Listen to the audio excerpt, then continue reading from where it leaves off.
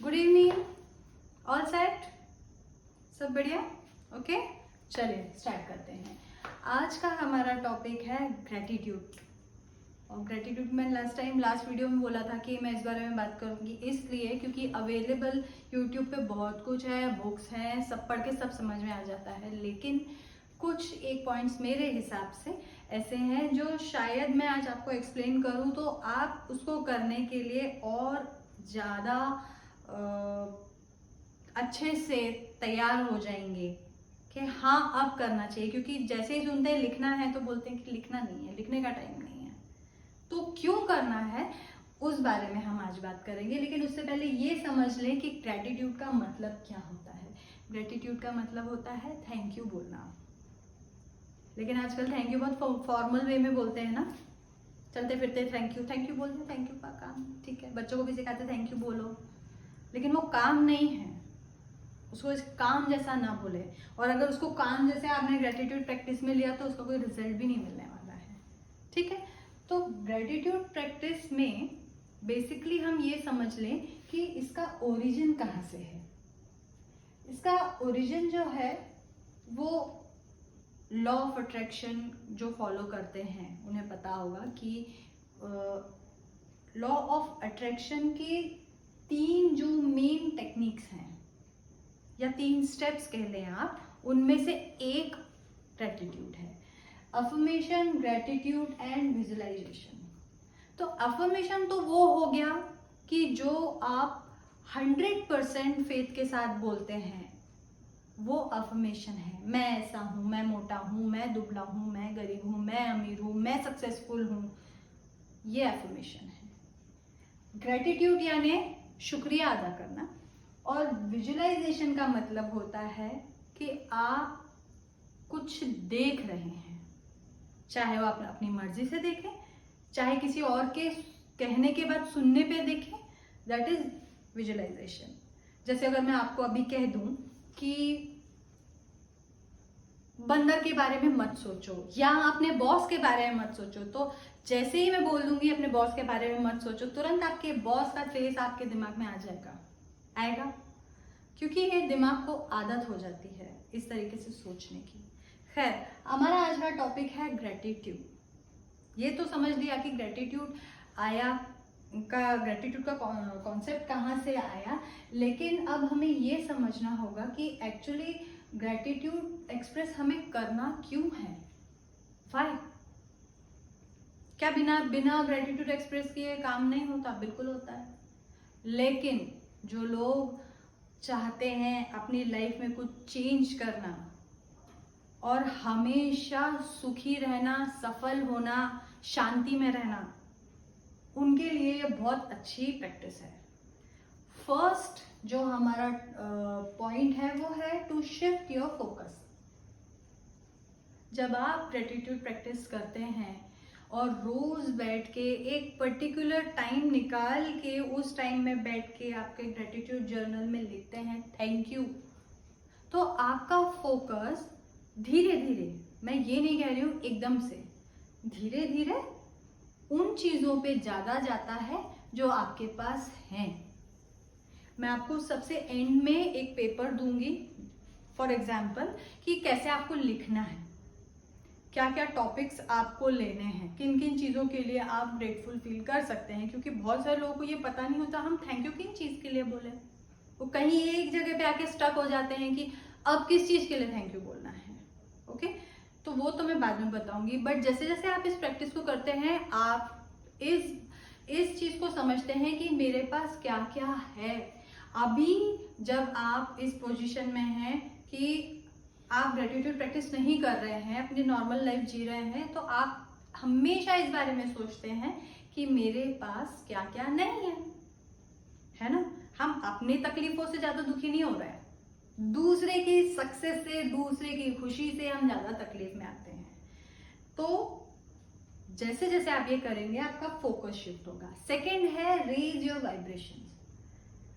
मैंने अपने फीलिंग वाले एपिसोड में आपसे कहा था कि जितना ज़्यादा आप हैप्पी रहेंगे, पीसफुल रहेंगे, जॉय में रहेंगे, उतनी ज़्यादा आपकी वाइब्रेशन हाई होते जाएंगी। तो हाई वाइब्रेशन का मतलब और कुछ नहीं है, बस ये है कि आप अच्छा फील कर रहे हैं, काम फील कर रहे हैं, शांत फील कर रहे हैं, यही है हाई वाइब्रेशन। और जब ग्रेटिट्यूड प्रैक्टिस करते हैं तो ये भी अपने आप होने लग जाता है, इसके लिए आपको अलग से कुछ नहीं करना पड़ता है, ठीक है। थर्ड है फॉर गुड हेल्थ। अब अगर आपने ध्यान से देखा होगा कि ये दोनों जो ऊपर के पॉइंट है, आपका फोकस भी शिफ्ट होता है, वाइब्रेशन भी हाई होती है, तो दोनों के होने से ऑटोमेटिकली आपकी हेल्थ और बेटर होने लग जाती है। कैसे? क्यों? क्योंकि अब आप ऐसा होता है ना कि हम किसी एक सब्जेक्ट पे थैंक यू नहीं लिख रहे हैं, हम अपनी बॉडी के लिए भी थैंक यू लिख रहे हैं, हम अपने घर के लिए भी थैंक यू लिख रहे हैं, हम अपनी गाड़ी के लिए भी थैंक यू लिख रहे हैं। तो जब आप आपकी बॉडी के लिए थैंक यू लिख रहे होते हैं, उसका मतलब ये होता है कि भले बॉडी में कुछ तकलीफें हैं, कुछ दर्द हैं, लेकिन बाकी तो पूरा शरीर काम कर रहा है। ओके, 10% प्रॉब्लम है, 90% बॉडी बढ़िया काम कर रही है। अभी क्या होता है, सिर्फ शरीर के किसी एक पार्ट में तकलीफ होती है। अगर कमर में दर्द है, आपका पूरा फोकस उस कमर दर्द पे चला जाता है। अरे पूरा शरीर अच्छे से काम कर रहा है, उसके लिए थैंक यू बोलो ना। आप ये सोचो, अगर आप किसी को कोसोगे, तुम ऐसे हो, तुम ऐसे हो, तुम ऐसे हो, वो आपसे अच्छे से बात करेगा? नहीं करेगा। यही आप अपने शरीर के साथ कर रहे हैं। तुम दुख रहे हो, तुम दुख रहे हो, तुम दुख रहे हो, वो शरीर और ज्यादा बढ़ा के दिखाता है, दुख रहा है, दुख रहा है, ठीक है। इसके बाद हम आते हैं लेस रेजिस्टेंस पे। रेजिस्टेंस का मतलब होता है रोकना, किसी चीज को स्टॉप करना, व्यवधान लाना। क्या होता है कि आप जिस भी एज में होंगे, वो एक आंकड़ा आप ले लीजिए। अगर आप 20 साल के हैं, 35 साल के हैं, इतने साल के होने तक आपकी प्रोग्रामिंग हो जाती है कुछ चीजों को लेके। आपके दिमाग में कुछ ऐसी चीजें बैठ जाती हैं, ये नहीं हो सकता, वो नहीं हो सकता।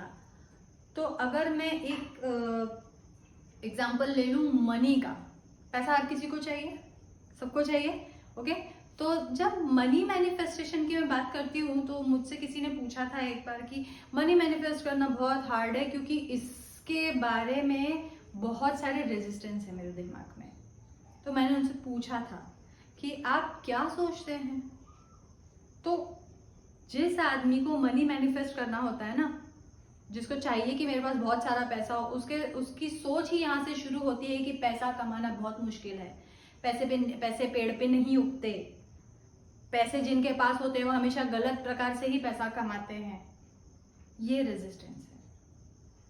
तो अगर आपके दिमाग में इस टाइप के कुछ गड़बड़ है, तो ग्रेटिट्यूड प्रैक्टिस करके आपका सारा ध्यान जो है वो इस चीज पे आएगा कि है कुछ चीजें कम है, लेकिन बहुत कुछ है ना। और ये रेजिस्टेंस हर पार्ट में कम होते चले जाएंगे।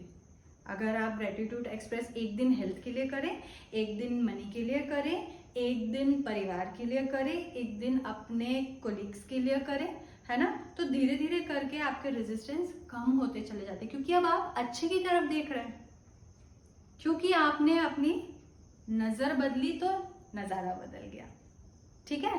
ओके, अब इसके बाद हम बात करते हैं सबसे एंड का पॉइंट है, लेकिन बहुत जरूरी है, वो हर किसी को चाहिए है, for the feeling of prosperity. समृद्धि हर किसी को चाहिए है, हर किसी को सुख चाहिए, शांति चाहिए, सफलता चाहिए। तो जब आप ग्रेटिट्यूड प्रैक्टिस करते हैं, क्योंकि आप हर एक टॉपिक कवर करते हैं, मैं एंड में आपको दूंगी पेपर कैसे लिखना है, तो जब आप हर एक टॉपिक पे लिखते जाते हैं ना कि मेरे पास ये भी है, मेरे पास ये भी है, अंदर शांति का लेवल बढ़ता चला जाता है, कामनेस आ जाती है कि है। और जब आप है की फीलिंग में रहते हैं, तो और चीजें आने के लिए आप रास्ता खोल देते हैं, क्योंकि अब आपने रेजिस्टेंस खत्म कर दिया है। It is like a pipe, कि आपने पाइप में से कचरा हटा दिया है, तो अब फ्लो अच्छे से होगा। पाइप जो होता है पानी का, बच्चे खेलते हैं, तो वो जब ऐसे करते हैं तो पानी रुक जाता है, और वापस उसको छोड़ देते हैं तो पानी बहने लगता है। तो आपने रेजिस्टेंस हटा दिया, तो सुख, समृद्धि, शांति, स्वास्थ्य सब कुछ आएगा। ओके, अब हम नेक्स्ट पॉइंट पे आते हैं, जो कि है व्हाट टू डू। क्या करना है। ये इसलिए ज़्यादा ज़रूरी है क्योंकि जब आप ग्रेटिट्यूड प्रैक्टिस करते हैं तो जनरली लोगों का कंप्लेंट ये होता है कि कोई फ़ायदा नहीं हुआ, हमने ग्रेटिट्यूड प्रैक्टिस की, हमें तो कुछ दिखाई नहीं दे रहा। ठीक है, क्या होता है कि अ फुल हैप्पी डे, ये एक इतनी छोटी सी बात है जो आपको लगता है इससे क्या फ़र्क पड़ेगा, लेकिन फ़र्क इसलिए पड़ता है क्योंकि अगर आपने सुबह या शाम में कहीं बैठ के लिख लिया सिर्फ काम पूरा करने के लिए, और दिन भर अगर आप सबको कोस रहे हैं, पर सबको कंप्लेन कर रहे हैं, सबको ब्लेम कर रहे हैं, तो आप खुद लो वाइब्रेशन पे हैं। और अगर आप गलत फ्रीक्वेंसी पे हैं तो उसी फ्रीक्वेंसी के सारे एक्सपीरियंस आपको मिलेंगे। ठीक है ना, तो इसलिए आपका सही फ्रीक्वेंसी पे वाइब्रेट होना बहुत ज़रूरी होता है। सेकेंड पॉइंट है अप्रिसिएशन, ये भी इसी बारे में है। अप्रिशिएट करें खुद को, दूसरों को, चीज़ों को, परिस्थितियों को। अगर आपके काम को कोई और अप्रिशिएट नहीं कर रहा है, वेट ना करें कि कोई और आके अप्रिशिएट करे, खुद को अप्रिशिएट करें। कितनी बार आके कोई बोलेगा कि हाँ हाँ तुमने अच्छा काम किया, और अगर उन्होंने नहीं बोला तो क्या आप वेट करेंगे? नहीं, हमें अपने आप को अप्रिशिएट करना है, क्योंकि मैं अपनी खुशी का ख्याल खुद रखूंगी, दूसरों पे डिपेंडेंट नहीं रह सकते। दूसरे जो अच्छा काम कर रहे हैं उनको भी अप्रिशिएट करें, क्योंकि जब आप उनको अप्रिशिएट करेंगे आप एक सिग्नल ये अपनी तरफ से भेज रहे हैं कि मैं खुश हूँ, मैं मज़े में हूँ, और मैं उसके अच्छे काम को एक्नॉलेज कर रहा हूँ। तो आपका फोकस, आपकी वाइब्रेशन चेंज हो गई, क्योंकि आप अच्छी फ्रीक्वेंसी पे वाइब्रेट कर रहे हैं। सेम तरह के लोग, सेम तरह के एक्सपीरियंस आपके आसपास आने लग जाएंगे। अब हमें ध्यान देना है क्या नहीं करना है, क्योंकि ये भी ऐसे है ना, हम डॉक्टर के पास जाते तो वो बोलते हैं कि क्या खाना है और क्या नहीं खाना है। ये वैसा ही है कि आपको क्या नहीं करना है। कंप्लेंट्स एंड कंपैरिजन, और एक और चीज़ क्रिटिसिज्म, ये नहीं करना है। और ये सबसे ज़्यादा होता है आजकल। क्यों करना है कंप्लेंट, क्यों अपना मूड खराब करना? उनको तो पता भी नहीं चलता, हालांकि पता चलता है, उसके लिए एक कभी फिर से हम बात करेंगे। लेकिन दूसरे की कंप्लेंट करके आपका भला नहीं होने वाला है। ठीक है, उल्टा आप लो वाइब्रेशन पे चले जाएंगे, आप बुरा फील करने लग जाएंगे, और 4 लोग मिल जाएंगे आपको जो बुरे दिखते हैं। ठीक है, कंपैरिजन, कभी भी अपना और दूसरे का कंपैरिजन ना करें, क्योंकि हर एक इंडिविजुअल अलग जगह से आ रहा है, उसके अपने स्ट्रगल्स अलग है, उसकी पर्सनैलिटी अलग है, उसकी सराउंडिंग्स अलग है। अपना कंपैरिजन किसी और से करके या तो आप उसको ऊपर बिठा देते हैं या नीचे बिठा देते हैं, या आप राजा बन जाते हैं या भिखारी बन जाते हैं। वो नहीं करना है, कंपैरिजन कभी ना करें। सब अलग अलग है, सब यूनिक है। ओके, तो इस बात का ध्यान रखें। अब लास्ट में जो मेन पॉइंट आता है वो है डेली प्रैक्टिस। डेली प्रैक्टिस क्यों करनी है?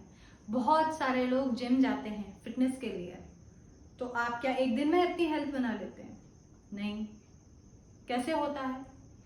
कंटिन्यूटी चाहिए, रोज जाना है, रोज डाइट फॉलो करना है ना? तो ये भी रोज करना है ना? ये ना बोले कि कितने दिन के लिए करना है। अगर आपको आपकी लाइफ में सब कुछ भरपूर चाहिए है तो ये रोज करना है। वक्त नहीं देखना है कि आज लेट हो गया। ठीक है, हफ्ते में 1 दिन 2 दिन अगर आप लेट हो रहे हैं सोने में या बहुत थक गए हैं, नहीं किया कोई बात नहीं। लेकिन अगर हफ्ते में 3 दिन आपने नहीं किया और 4 दिन किया और फिर कहा कि मैं तो पिछले 6 महीने से ग्रेटिट्यूड प्रैक्टिस कर रहा हूँ, कुछ नहीं हो रहा है, या कर रही हूँ लेकिन मुझे कुछ नहीं मिल रहा है, तो ये गलत होगा। किसी भी काम को कंटिन्यूटी करने में रिजल्ट भी वैसा ही आता है। अगर आप उसको कंटिन्यू कर रहे हैं तो रिजल्ट अच्छा आएगा, अगर ब्रेक कर रहे हैं तो रिजल्ट उतना अच्छा नहीं मिलेगा। ठीक है, अब मैं आपको वो प्रैक्टिस दे देती हूँ पेपर। नेक्स्ट टाइम हम फिर किसी और टॉपिक बात करेंगे। मैं आपको वो पेपर दे दूंगी अभी, है ना? चलिए, तब तक के लिए बाय।